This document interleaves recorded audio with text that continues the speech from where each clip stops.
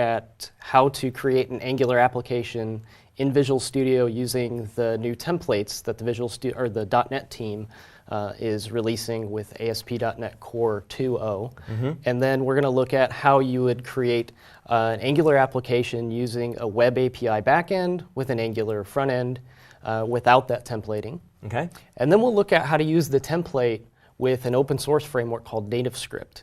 So we'll use the template to build an Angular web application, and then we'll use Angular to build a native iOS and Android application. Cool. Using JavaScript code that we're sharing between the native application and the web application.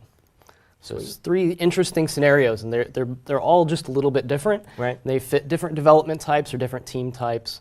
Depending on how friendly your team is with front-end development, you may want to choose one scenario over the other. All right. Cool. So let's look at the first way to do this. I've already generated the project, but I want to walk through the steps of how it's done. I won't do it live here because it takes quite a while to pull in all those dependencies. But what we do is go to File, New Project. And when we do File, New Project in the latest bits of Visual Studio. Now, by latest, you mean? I am on Visual Studio Preview for ASP.NET Core 2.0. Okay. So by the time people watch this, it will have released. So you'll be using Visual Studio 2017 15.3 and ASP.NET Core 2.0, right? Yes. Okay. And this tooling should be available, and when you go to ASP.NET Core Web Application and click OK, normally we see Web API and Web Application. This would get our MVC application going. Now we have these JavaScript applications in here. So we have Angular, React. In this case, we'd choose Angular. Okay. And this is going to spin up a brand new project for us that is an all-in-one application. So we're essentially removing the view from MVC and replacing that view with Angular. Ah, okay. So we still have models and still have controllers. We still have models, we still have controllers, and you'll see just a little bit of view in there, and that's just to bootstrap up the application. We're not going to be writing any Razor. So if you're a big fan of Razor, like I said, depends on what your team is like. If you're a big fan of Razor, this probably isn't the approach that you want to go. Okay. Angular is probably not the approach you want to go. So with that said, we'd go ahead and click OK. This would pull all of our dependencies in. We don't want to do that for a live audience here, but what we'll do is show a project that I already have created. So we'll go ahead and open this project up. And you can see here, let me collapse this down. We'll start from the beginning. We open this up, and you'll see controllers and views in here. We don't have any models yet because we haven't gone to any databases or anything in this template, but you would normally see models in here if you're connecting to a data on a backend. So we have our controllers and our views. If we go into our views, I'm just going to go into the shared layout here. And we'll notice there's just a little bit of code in here and stuff that we're used to, like render body. And if we go into the index, this is just the bootstrapper for Angular. So we're not going to write any views into this folder at all with this approach. We could potentially use some views if we had things that weren't going to apply Angular, but for the sake of the conversation, we're talking about Angular development. So let's close this up and look where the actual client side of the application lives. Because at this point, you've brought down a whole bunch of Angular code, JavaScript code, and it's got to be sitting somewhere, right? Right, absolutely. So if we go into our client app, here's where you'll find all of the TypeScript for the application. Now, it's important that I said TypeScript because Angular is actually built on TypeScript, and we have to compile that TypeScript down to JavaScript and then use it that way. So I'll get to that more in a moment, but let's look at some of the files that we have in here. The main one I want to dig into here is the app folder and into components. When we spin up this application, this is the views that you're going to see in the application. So mainly we'll look at fetch data here in this counter component. So let's give this guy a run, and then we'll kind of go back and forth between the running application and look at the code. Okay. So Visual Studio now is booting up the server and loading the application in, and there's a lot of magic going in behind the scenes. So we'll talk about that in a second. But when this application loads up, we'll have a counter view where we can press a button and increment a counter. Okay. And then we'll have a fetch data component where we can fetch some weather. Okay, so here's the application. Alrighty. This is out of the box what you get with the template. I haven't modified it in any way. First, we have this incremental counter. We can click on a button and just increments a counter for us. Very simple. But That's just as exciting the 100th time as it was the first, you know? What we're demonstrating here, though, is the model binding in Angular. Yep. And the ability to click on a button and not have a full page refresh Right. just to increment a piece of user interface. And then we have our weather forecast. This is actually going back to a web API endpoint. And Wow. pulling I in don't data. live there. 76, 24, 37, 7, 84. Holy cow. 76 is sweltering And for some 7 reason. is chilly. But It's got to be from like the Arctic or something. so we're generating some random data in a Okay. in a web API controller and passing JSON back to Angular, and then Angular populates the view for us. Okay. So this is, again, all being done as a single page style application. So let's go look at the code that's running this view. First, let's look at the counter component. So again, this is TypeScript. It's written in Angular, so you'll see a lot of Angular syntax around this component. And it's just as simple as it So looks. TypeScript written in Angular. TypeScript, and we're writing Angular-specific syntax. Okay. So you'll see like the component directive. The component directive is wiring up the tag that is going to be output from this component, the HTML tag, and then it's specifying the view or the HTML template. You also see things in here like CSS, and you'll see dependency injection and things like that being introduced here as well. So a lot of Angular workflows you'll see in here. But for the most part, this is TypeScript. Right. And all we're doing is incrementing this value, and this value updates this field, and then the field is bound to the HTML. So if we look at this current count right here, this binds to our backing field that is right here being exposed. So it's very, very simple stuff. But let's actually take a look at something that's going on here. So if we increment this counter, we can see it goes up, and our application is running. It's already, the TypeScript's already been compiled, and the application is being served. If we go back here, and we change this to decrement instead of increment, and I save that, and we'll give this a second, because what it's actually going to do is it's going to compile that behind the scenes, and then re-update this view with the new code, and you'll see the counter's actually reset. That's because our counter component initializes at 0. Okay. So when it sent the JavaScript back to the web page and it updated the code base, it reset that counter to 0. But now when I hit increment, it's gone down. Yep. I didn't have to recompile. I didn't have to refresh the page. Yep. So what's happening? And what is that a function of? Is that a ASP core thing? Is that an Angular thing? Is that a Visual Studio 2017 thing? So Steve Sanderson, part of the .NET team, he's built what is called JavaScript services, which a subset of that is something called node services. With node services, we can actually run from within Visual Studio code, or within C# code, a JavaScript library that's running in Node. So we can call out to Node.js and call a function in JavaScript and get the return values from JavaScript in our C# code. Okay. And then we can utilize that. So we can do things like kick off Webpack, which is a bundling minification compiler-like JavaScript tool. So that's exactly what it's doing. When I save that file, there's a watch in the background that picks up the save. It recompiles that JavaScript, and Node.js is actually running in the background, and it's recreating that view using the Angular server-side rendering and everything, sending that back to the view. Okay, so is that a Visual Studio feature, or is it a feature? If we were doing this in Visual Studio Code, could we get the same behavior? Yes. Okay. So this is a feature of the code that's running on the server. Okay. So this is a piece of middleware that's running as a service, and it's called Node Services. and that's the ability to talk to Node.js from within our code. Okay. So we have the best of both worlds. I thought we were doing Angular. Are we using we are. Node?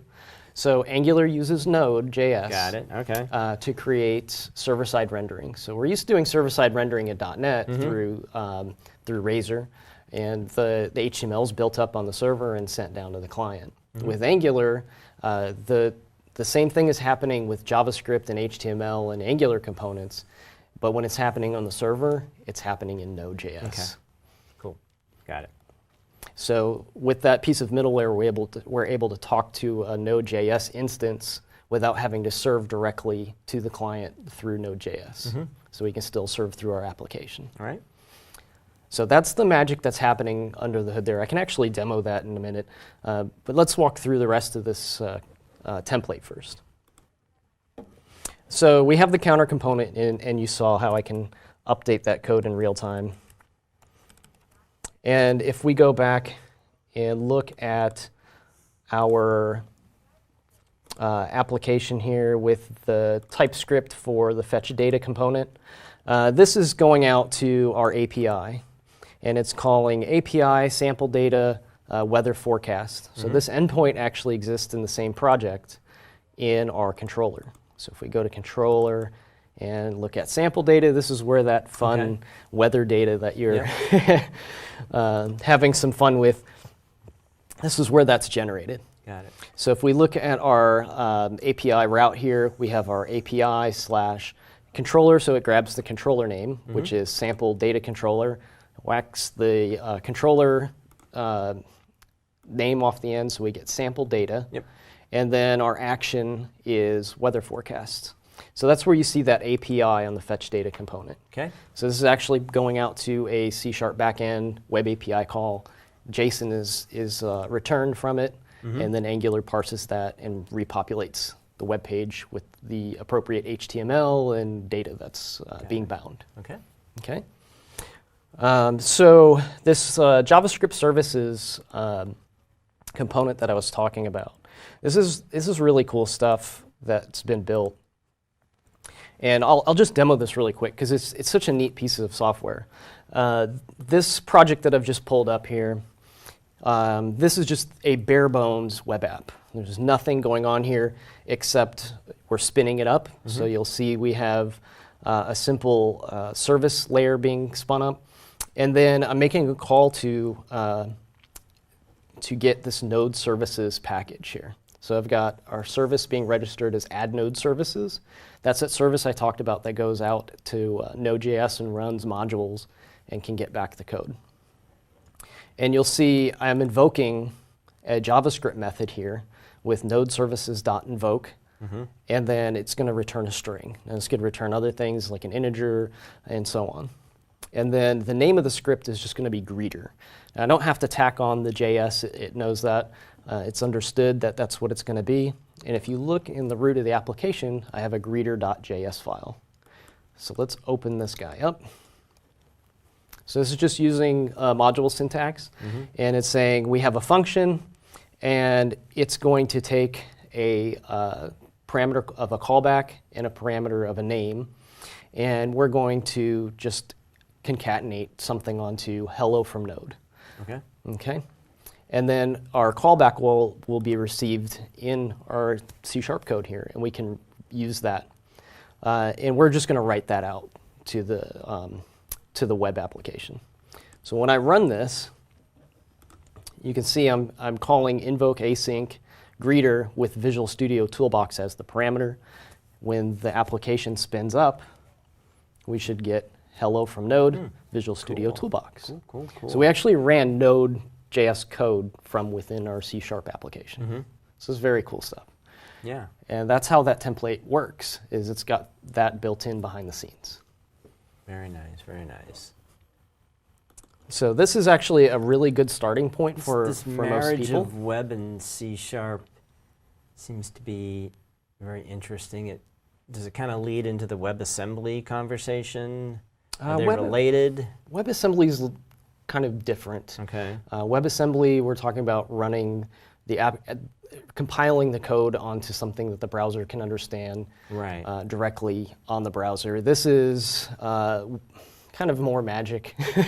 We're running Node.js in the background.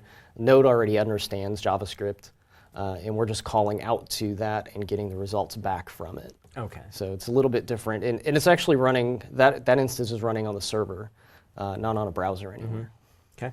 So we're actually running server-side JavaScript code through C#. Okay. So this template that I showed you to begin with, it's a very good starting point for most people. You don't have to know all of the bits and pieces that are working behind the scenes. You can learn those gradually as you need to add more functionality to the application. So where I work, I'm a developer advocate for Progress. We make the Telerik UI components. We are keeping very close eye on this because it lets our customers get up to speed on using our UI tools much more quickly. We have a brand new package called Kendo UI for Angular. So we have charts and graphs and grids and all those rich UI controls that are built for Angular applications. Right. So in .NET 2.0, .NET Core 2.0, there's a new templating system. So we can easily generate templates based on existing projects. So what we're doing is we're going to piggyback off of the template that already exists here. And we have a similar startup experience. So this is something that we're working on. It's not quite released yet. And we hope to offer this pretty soon. Waiting for those final bits of .NET to be released. There's still some things with the templating system that are being worked out before the release. So we're watching that very closely. But the startup experience here will be almost identical, except the components that are generated in the application will be our UI components. Okay. And we have rich charting UIs that are friendly at any resolution, so you can pull them up on a mobile phone, and you can have that responsive behavior on your devices without any additional coding and stuff like that. So this is the project template that we're working on, and you see very familiar. We have a counter component. We have our themed button in here. We have our fetch data component. And this is using our Kendo UI grid. And then we've added additional components in here, like a chart. And we're still loading some things here in the background, so there we go. Oh, nice. Nice, beautiful chart there. We can hover over the different data points. And then we even have additional drop-down components where we can create tag-like interfaces and things like that. So that's where we're taking it. The new templating system in .NET Core is really cool. Essentially, you can just target a piece of code, package it up with NuGet, and then you can go to the command line and run .NET new. In our case, it'd be like Angular-ng. You get a whole new Angular application with our stuff built in. Nice. So that was scenario one. Okay. So we've got an all-in-one package, one server that's doing everything, serving the views from both Angular client-side rendering and Visual Studio, and ASP.NET. It's doing that little bootstrapping piece of Razor markup that gives us the introduction into Angular on the client side. Next, we're going to look at the scenario of what if we don't use a template. Okay. So there's a lot of people that like using the Angular command line tools. So we can actually use the Angular command line tools to generate the front side of the application.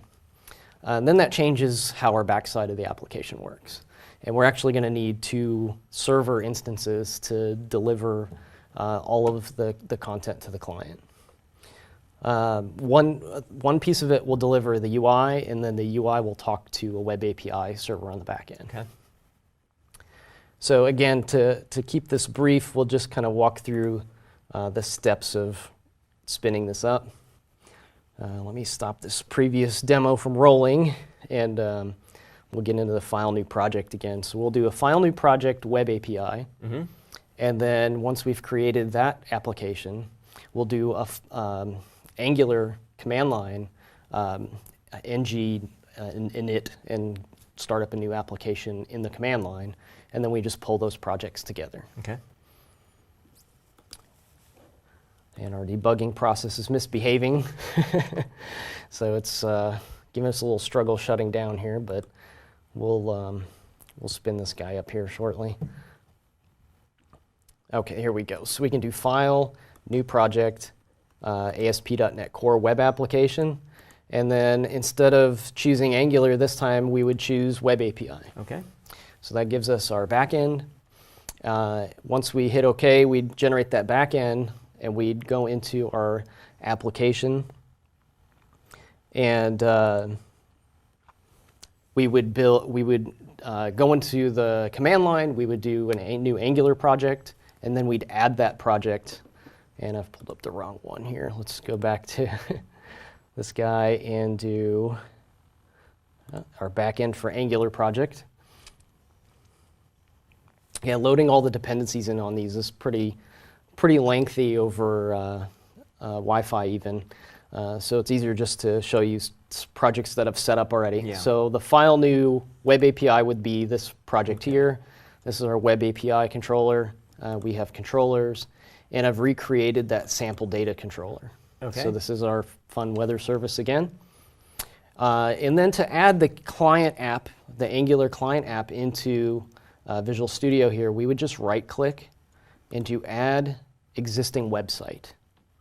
So because you created it in the command line first. yes, you Okay. create that in the command line using the ng init, or I think it's ng init, if I remember correctly, to generate that template for an Angular application. Once we do that, we can do Add Existing Website. Okay. And because it's all web code, Visual Studio understands that perfectly. Right. So there's no additional steps to configure anything once it's in Visual Studio. And again, I've rebuilt the same type of application. Now, when I say rebuilt, I've modified this because the initial Angular application is very bare bones. You get almost nothing. So remember that first experience, you get at least some template code to click a button and see how things bind together and call a web service. With this approach, you get nothing. You're starting from scratch. Now, some people like that. That's fine. It gives you the opportunity to make choices and build what you need to build and not have to take anything out that's been added previously for you. So there's pros and cons to each approach. If we run this application, the experience of running it's going to be slightly different. So we don't have that all-in-one approach. When we run the application from Visual Studio, we're running a Web API application. So notice we get just data dumped to the screen. Right. So this is just JSON data. Now, to run the Angular portion, the client side of the application, we need to call on the command line. Now, I'm not going to step out of the command line. I like to be in Visual Studio. It's a preference of mine. You could use this in tandem with the command line if that's how you choose to operate it. Instead, I've installed a plugin for Visual Studio called npm Task Runner. Now, in the latest versions of Visual Studio, we have a Task Runner Explorer. And Task Runner Explorer basically takes anything that is in this project.json file in a Node application, or package.json file. Any of these scripts that you see here in the package.json file, you'll notice are in the Task Runner Explorer window. So to start my web client experience, I can just double click right here. So normally I'd go out to the command line, and you can see it actually running it in here, ng-serve, and then I'll explain this proxy config here in just a second. So it's something I've had to modify to make it work with the Web API backend. So let's go into the browser, and it's on localhost 4200. Now, let me hit this 5000 here real quick again. So when we spun up our ASP.NET Web API, we had API backslash, let's see here. Let me actually restart this. It'll pull it back up. Then we can come into it from this way.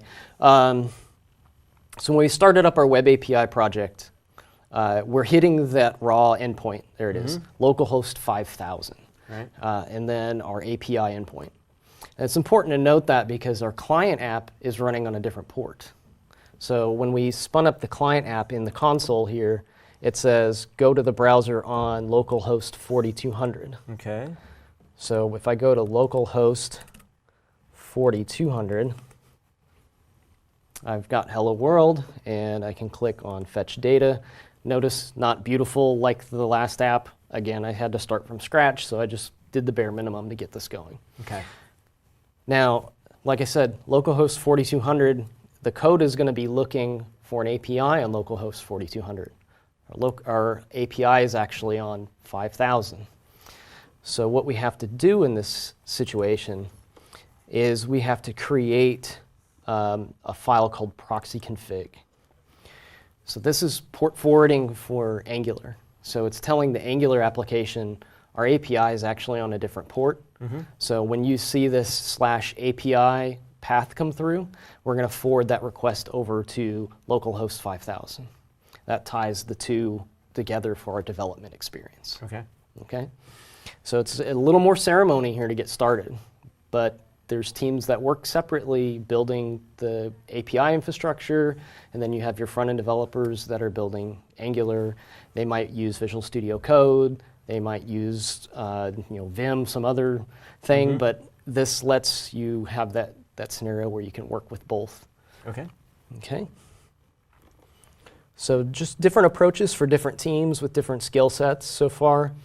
The next thing I want to show is an application that's actually sharing some code with a native application.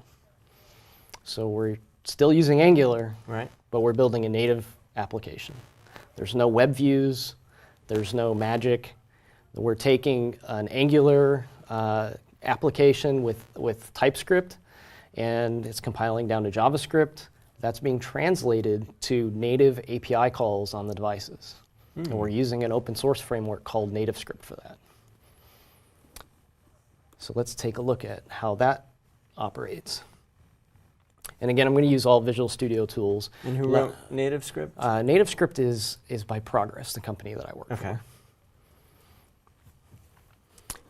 So again, we're in Visual Studio, and to get this project up and running, I would do a File, New Project, and then click on the Angular template that we originally looked at. Okay. Okay, so that gives us our all-in-one Angular application with our counter and our fetch data component. I've modified it slightly. You'll also notice another solution in here called native application. Now, they're all web technologies that are being used to create these native Android and iOS applications. Since they're all web-based pieces of code, we can come in and do file add existing website, even though it's a native application. So the native application was written in, is done in what? It's Angular, JavaScript, or TypeScript, CSS, and XML. Okay, that's the native application. Yes. Okay. So they're all web-based pieces of technology. Okay. So we can do file add existing website, and it works just fine in Visual Studio. Got it. Okay. So in this scenario, I've got, again, this application. I'll run it, and we have our counter component and our fetch data component. And all of that code is very similar to what we saw initially, except for one thing. The ability to run Angular on a native application means I can share some code between the two applications. They're both using Angular. They're both using TypeScript. So I can come in to my application and open up this client app. And I still have my same folders as before. I have components, fetch data, and counter. If I open up my counter, there's actually not a lot of code in here. So if I look at this, I have exports class counter component extends counter component base. So what I'm doing here is I'm using inheritance. So I'm inheriting from counter component base, and that's coming from my shared library counter component base. So in this project, I have a counter component base class. All right. And that has my ability to increment this counter variable. And if I look in my native application under App, Shared Libraries, you'll notice I have the counter component base in there as well, and it's the exact same code as the Angular web application. Okay. Now, for this simple demo, I'm just using a copy script. So it's an X copy. It just goes out to my web application, copies the shared library over to my native application. So I can use it there. In a more advanced scenario, I could use NPM packages or advanced CI/CD pipelines or whatever to share code that way. But just to keep things simple, I just have a script that I run. And again, I'm using the NPM task runner for that. So if you look down here, I have this shared libs script. If I double click on that, it just pulls that new code from my web application to my native app. So this application should be running. You can see that I'm pulling it up on this IP address here. There's a reason I'm pulling it up on an IP address and not localhost. So the backend, or the native part of the application, needs to talk to the backend. If I'm on an emulator or another device, it doesn't know what localhost is. Okay. So I need to have an IP address and some firewall ports need to be open. Okay. Now I can go to my counter component, and you can see I can count like I could before, and then also fetch data works the same way. However, the fetch data code has been abstracted a little bit. So if I look at my fetch data component, instead of just going directly out to the web and hitting that endpoint, I'm using a service. And I can share that service between both the native and the web application. So in my shared code, if I go into shared, you'll see I have a weather forecast interface that's shared between both apps, and I have my weather service that's shared between both apps. So this is the same code. Both apps will land right at once. Cool. So now another handy Visual Studio tool is I can come into Tools, and I can add this Visual Studio emulator for Android. This is something that you have to add on. It's a free component to Visual Studio, and it works very well with this. So I have my devices here, and I've already spun up an emulator. The next thing I want to do is run my new native app that I built. So again, use my NPM task runner, and I'm going to click on Live Sync. Now, Live Sync is going to call TNS run Android. That's the command line operator to kick off the build process for my native application, and it's going to load it onto the emulator. And then it's going to create what's called a Live Sync connection with the device. You remember that experience I had on the web where I can update the increment counter and decrement instead? I can do the same thing with a native application. I can update that code. It'll recompile from native script, and it will send that new compiled code up to the device and swap that out for me. So I don't have to recompile manually and go through that process. And there's my native application. And I have my counter component, and I have my fetch data component. Cool. Now the parts that I can't share between the two pieces, native script runs XML, not HTML. Okay. So the actual view code, the view markup can't be shared.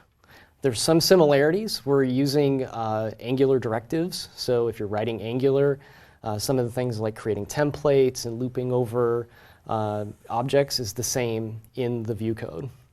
But it is XML markup. It is nothing like HTML. Right. And then if you need some code that is custom to iOS and Android, that's possible as well. So if I wanted to have a view for iOS, I could name that view whatever the view is, .ios.xml, and it would compile only for iOS.